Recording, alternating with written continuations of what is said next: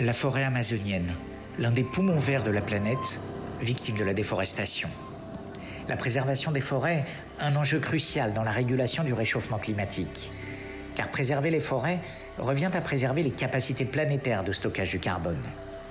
Alors, au moment de prononcer son discours à Glasgow, le président colombien, l'un des premiers à s'exprimer ce mardi, a décidé de réveiller les consciences. Nous avons décidé de signer l'engagement des dirigeants pour la nature afin que d'ici 2030, nous ayons 30% des terres déclarées zones protégées. Mais je dois dire ceci aujourd'hui. Nous n'attendons pas 2030. Nous nous engageons aujourd'hui à protéger 30% de notre territoire dès 2022, car nous devons agir maintenant.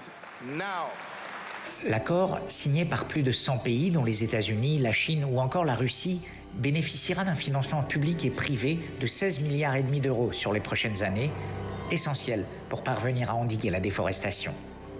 À peine signé et déjà critiqué, l'accord trouvé pour enrayer la déforestation d'ici à 2030 est jugé trop peu ambitieux par les défenseurs de l'environnement. C'est une bonne chose que les dirigeants soient tombés d'accord. C'est déjà un grand pas en avant, mais je pense que c'est problématique qu'ils se soient engagés sur la date de 2030. Il faut agir dès maintenant.